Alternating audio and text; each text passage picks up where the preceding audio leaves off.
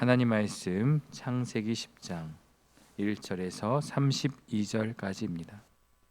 우리가 9장의 말씀을 통해서 노아가 자신의 허물을 들추어낸 함의 아들 가나안에게는 종들의 종이 될 것을 예언했고, 허물을 덮어준 셈과 야벳에게는 여호와를 찬양하라는 것과 창대케 하는 축복을 보았습니다. 이어지는 10장의 족보, 그리고 11장에도 족보가 나오죠. 10장에 노아의 세 아들들의 족보가 한번 나오고, 이제 11장으로 넘어가면 셈의 족보를 다시 한번 기술하고 데라의 족보까지 이렇게 이어지게 됩니다. 그런데 이 10장의 족보만 딱 보면 노아의 예언과 좀 반대되는 것처럼 보여져요. 잘 보시면 야벳의 후손은 2절에서 5절 짧죠. 그리고 셈은 21에서 31절이니까 한 10절, 11절 그 정도 되고요. 함은 6에서 20절이니까 가장 많은 분량이 이제 함의 족보라는 거죠. 야벳은 유럽 쪽으로 나아가고, 함은 바벨론 지역과 가나안 지역을 차지하고, 셈은 바벨론 지역으로 갔다가 밀려 산 쪽에서 살았습니다. 오히려 저주받은 함의 자손들이 더 잘 살고 복을 받은 것처럼 보이죠. 그러나 성경은요, 외형적인 화려함이 중요한 게 아님을 강조해요. 영웅 니므롯이 쌓아 올린 성읍들은 결국 바벨, 흩어지고 혼잡하게 되지만, 초라해 보이는 셈의 족보 끝에는 온 인류를 구원할 메시아 예수 그리스도가 탄생하게 되기 때문에 단순히 외형적인 화려함이 중요한 게 아니라 그것이 전부가 아님을 우리에게 말씀하고 있어요. 그래서 우리가 당황하거나 또 이것이 잘못된 것은 아닌가라고 생각할 수는 있지만, 바로 11장에서 셈의 족보와 데라의 족보가 다시 한번 이어지게 되는 거죠. 먼저 1절을 보면요, 노아의 아들 셈과 함과 야벳의 족보는 이러하니라. 홍수 후에 그들이 아들들을 낳았으니. 홍수 이전까지 그들은 타락하고 하나님의 마음을 아프게 했기 때문에 하나님께서 모든 것을 쓸어버리고 이제 노아를 통하여서 새롭게 다시 한번 인류가 시작이 되는데요. 이제 10장은 이제 족보의 내용이지만 단순한 이름의 나열이 아니라 홍수 심판 이후에 하나님께서 세상을 어떻게 채워 나가셨는지를 보여주는 내용입니다. 그 중심에는 셈과 함과 야벳이 있었던 거예요. 2절에서 5절은 야벳의 족보인데요, 아들 7과 또 손자 7명을 소개하고 있어요.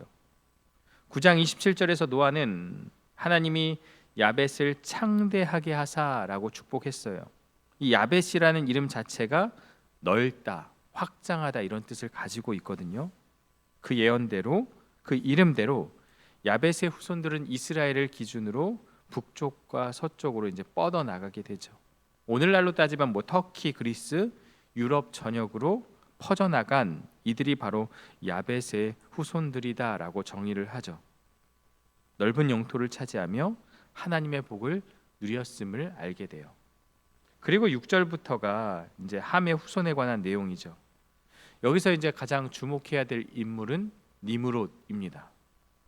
8절을 보면 구스가 또 니므롯을 낳았으니 그는 세상의 첫 용사라. 9절은 그를 여호와 앞에서 용감한 사냥꾼이라고 소개해요. 사냥꾼, 영웅. 당시의 사냥은 단순한 취미가 아니죠. 이 사냥은 공동체를 맹수로부터 보호하고 생존하기 위한, 오늘날로 따지면 먹고 살기 위한 반드시 필요한 그러한 행위가 바로 사냥이었던 거죠. 상상을 해보면 니므롯이 한번 나갔다 오면 여러 짐승들을 메고 오지 않았을까 생각을 해봐요. 그렇다면 가문의 자랑이고 든든한 영웅이며 청년들에게는 선망의 대상이 아니었을까, 롤모델이 아니었을까라고 생각해 보죠. 오늘날로 비유해 보면 어떻습니까?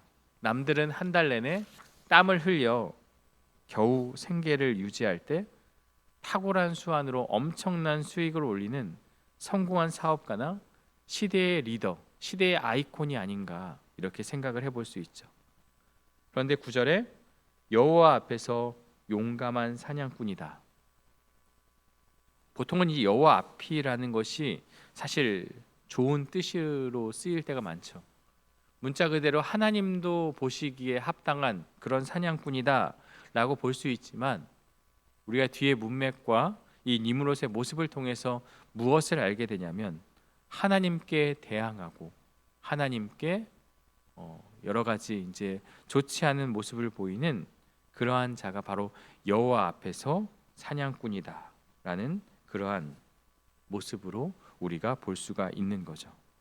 그 니므롯이 사는 땅이 어느 곳입니까? 10절을 보면 그의 나라는 시날 땅의 바벨과 에렉과 앗갓과 갈레에서 시작되었으며 메소포타미아의 주요 거점들입니다. 이곳에 바벨탑이 세워지죠.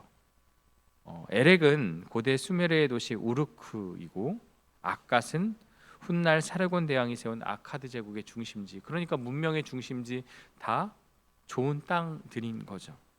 자신의 힘과 명성을 높이기 위해서 이 도시와 또 탑을 건설하는 시도는 세상 나라의 시작을 알리는 신호탄이에요. 스스로들이 문명의 발전 그리고 뭔가를 세워 나간다는 것은 하나님 없이도 살아갈 수 있다는 그러한 모습을 보여주고 있는 거죠. 아수르와 니느웨 등 문명의 중심지로 확장되어서 거대한 세력을 형성하게 되죠. 비옥하고 살기 좋은 그러한 환경이죠. 그리고 이 땅을 차지하기 위해서는 힘을 가져야만 했는데 바로 니므롯 일가가 당대의 막강한 권세와 힘을 가졌다.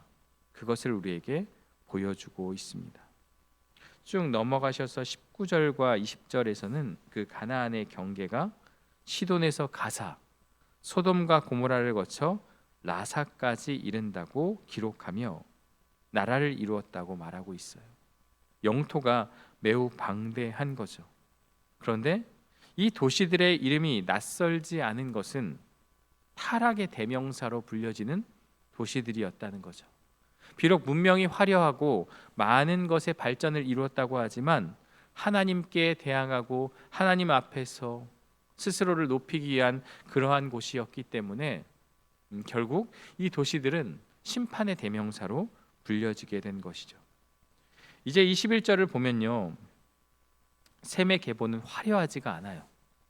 함의 어떤 계보와 함의 어떤 그런 족보에 비하면 셈의 족보는 이상하리만큼 초라해 보인다는 거죠. 그런데 창세기 10장의 핵심이고 또 11장의 셈의 족보가 다시 한번 이어지고 결국 이것이 바로 이 10장의 중심이라는 것을 우리는 알 수 있죠. 이 톨레도트라고 하는 이 족보가는 이 한 모든 세대를 정리하는 개념도 있지만 이 안에는 하나님의 뜻이 분명히 담겨 있는 거죠. 그래서 우리가 읽을 때 누가 낳고 이게 무엇이 중요한가라고 볼 수 있지만 특별히 이 셈에게서 세상이 나뉘게 되는 그 벨렉, 그 시대를 이야기하고 있고 결국 여기서 다윗과 예수 그리스도의 탄생, 아브라함으로 이어지는 그 모든 그 믿음의 족보가 이어지게 되는 것을 알게 되는 거죠. 조용하고 눈에 띄지 않지만 이 셈을 통해서는 세상을 구원하기 위한 하나님의 계획이 드러난다라고 우리가 보면 좋을 것 같아요. 21절을 보면요, 셈은 에벨 온 자손의 조상이요 야벳의 형이라 그에게도 자녀가 출생하였으니, 이 에벨이라는 이름은요 훗날 아브라함의 후손들을 지칭하는 히브리라는 명칭의 어원이 됩니다. 의미가 있는 거죠. 그리고 25절을 보면요, 에벨은 두 아들을 낳고 하나의 이름을 벨렉이라 하였으니 그때 세상이 나뉘었음이요라는 설명이 덧붙여집니다.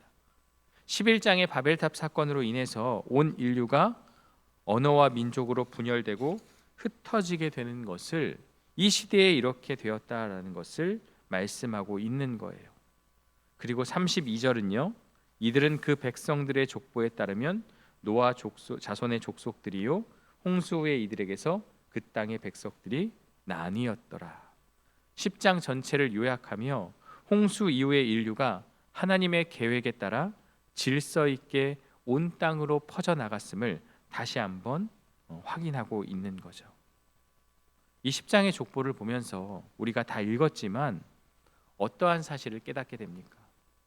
저는 이 말씀을 보면서 어째서 하나님의 축복을 받은 셈의 후손보다, 야벳의 후손보다 저주를 받은 함의 후손들이 훨씬 더 방대하게, 그리고 자세하게, 그리고 축복을 받은 것처럼 기록이 되었는가라는 의문인데요. 함의 후손 니므롯은 세상의 첫 영웅이자 오늘날로 치면 최고의 재력자, 권력자, 모든 사람이 우러러보는 스타였다라는 것을 알게 되죠. 반면 셈의 후손들은 그들에게 밀려 척박한 산지에서 살게 되죠. 겉으로 보기에는 누가 승리자입니까? 누가 축복을 받은 것입니까? 당연히 함의 자손들, 그리고 니므롯이 축복을 받은 그러한 자들이다라고 해석을 할 수 있겠죠. 하지만 우리가 여기서 속지 않아야 합니다. 세상의 인정, 그리고 세상의 풍요는요, 하나님의 심판 앞에서는 아무런 힘이 없다는 거예요. 아무리 높은 탑을 쌓고 바벨을 건설하고 스스로 우리가 나뉘지 말자 하고 하나가 되자라고 이야기하지만, 우리가 내일 보게 되는 그 말씀 가운데서 하나님께서 흩으시는 것을 통해서 세상의 문명을 그들이 주관하고 모든 것을 다 갖추었다라고 말하지만, 하나님 앞에서는 일장 춘몽에 불과하다, 모래성과 같다라는 것을 우리에게 보여주고 있어요. 영웅은 자신의 힘으로 남을 굴복시키죠. 그러나 창세기 1장부터 쭉 이어지는, 특히 노아의 삶을 통해서 보여지는 것은요, 결국 하나님의 백성은 힘으로 살아가는 것이 아니라 덮어주시는 은혜로 살아간다는 거죠. 어제 본문에서도 강조했던 것처럼 덮어주시는 은혜, 하나님께서 덮어주셔야만 살아갈 수 있는 은혜가 언약 백성의 삶의 모습이 되어야 하는데, 이 함의 자손들은 자신의 힘으로 굴복시키고 문명을 개척해 나가며 그것이 전부다라고 여기며 살아왔지만, 하나님이 흩으시면 소리 없이 사라지는 것이 바로 우리의 인생이라는 것을 분명하게 가르쳐주고 있어요. 지금 당장의 내 삶이 니므롯처럼 화려하지 않다고 해서 낙심할 이유는 없어요. 성공하는 사람들을 보며 부러워하거나 열등감을 느낄 필요도 없어요. 초라해 보일지라도 우리는 무엇 안에 있는 자들입니까? 하나님의 약속 안에 거하는 자들이죠. 그래서 나그네와 같고 거류민과 같고 이방인처럼 보이지만 그 길이 참 복된 길이요 하나님의 은혜의 길임을 우리는 기억해야 할 것입니다. 세상의 화려함에 속지 마세요. 중요한 것은 하나님의 언약 안에 있는 것이고 그것이 복이다라는 것을 오늘 이 족보를 통해서 말씀하고 있는 것입니다. 10절은 니므롯의 나라가 신할 땅의 바벨에서 시작되었다고 말하고 있어요. 바벨론은 인류 역사 내내 하나님을 대적하는 거대한 어떤 세상의 상징이 되죠. 요한계시록 18장은 화려하고 견고해 보이는 바벨론 성이 결국 1시간 만에 무너질 것이다 라고 선언을 하고 있죠. 우리는 지금 바벨론과 같은 세상 한복판에 살아가고 있어요. 돈이 지배하고 힘 있는 자가 곧 권력이자 정이며 끊임없이 사치와 정욕을 부추기는 세상 한복판에 살아가고 있어요. 그러나 하나님의 백성은요, 거기에 함몰되지 않아야 하는 거죠. 세상의 운영 원리에서 벗어나야 합니다. 세상은 끊임없이 이 니므롯의 모습처럼 남을 밟고 일어서야 성공한다고 주장을 합니다. 수단과 방법을 가리지 않고 이익을 취해야 한다라고 우리를 유혹해요. 하나님 없이도 내 힘으로 살아갈 수 있다, 마치 이들처럼 성을 쌓을 수 있다는 교만이 오늘 우리가 사는 세상 가운데, 아니 내 모습을 통해서도 보여질 수 있는 것이죠. 오늘 말씀을 기억하며 우리는 무엇에 소망을 두어야 하겠습니까? 썩어 없어질 하나님께서 한순간에라도 무너뜨릴 수 있는 세상에 미련을 두는 것이 아니라 결코 썩지 않고 더럽지 않고 망하지 않는 영원한 하나님 나라의 소망을 두고 살아가는 저와 여러분들 되시기를 주님의 이름으로 간절히 축원합니다. 함께 기도하겠습니다. 하나님 아버지 감사합니다. 창세기 10장의 말씀을 통해서 노아의 아들들의 족보를 살펴보게 됩니다. 인간의 눈으로 바라볼 때 야벳과 셈보다 함의 자손이 더 은혜를 누린 것처럼 보이지만 그것이 참 복이 아님을 우리는 말씀을 통해 깨닫게 됩니다. 그들 스스로가 이름을 높이기 위해서 탑을 쌓고 하나님 앞에 대적하였지만 하나님께서 그 모든 것을 한순간에 심판하실 수 있고 세상을 나뉘게 하고 언어를 혼잡하게 하실 수 있는 분이 하나님임을 우리는 보게 됩니다. 그렇다면 우리는 무엇에 소망을 두고 살아가야 할지를 다시 한번 깨닫게 됩니다. 썩어 없어질 세상 나라와 세상의 소유에 집착하는 것이 아니라 영원한 하나님 나라의 소망을 두고 살아가는 우리 모두가 되게 하여 주옵소서. 야벳과 셈의 족보가 비록 초라해 보일 수 있지만 그 셈의 족보를 통하여서 메시아 예수 그리스도로 이어지는 하나님의 언약이 이루어짐을 기억하고 세상의 화려함이 중요한 것이 아니라 하나님 안에 거하는 것이 가장 중요하다는 것을 깨닫는 우리 모두가 될 수 있도록 인도하여 주옵소서. 여전히 고통 가운데 있는 우리 환우들을 기억하여 주시고 또 큰 수술을 앞두고 있는 우리 성도들을 주님 기억하여 주옵소서. 힘들고 어려움의 순간들을 지나가지만 하나님께서 위로하여 주시고 치료의 광선을 비춰주시고 그 가족에게도 힘과 은혜로 함께하여 주옵소서. 이제 우리 주일학교 아이들이 또 우리 청소년들이 청년들이 겨울 사역을 준비하고 있습니다. 하나님의 말씀을 잘 듣고 깨닫는 시간이 되게 하여 주시고 준비하는 교역자와 교사들 모두가 한 마음으로 하나님의 천국 잔치를 아름답게 이루어가는 귀한 겨울 사역이 될 수 있도록 인도하여 주옵소서. 오늘 하루의 삶도 주님께 온전히 맡겨드리며 예수 그리스도의 이름으로 기도드리옵나이다. 아멘.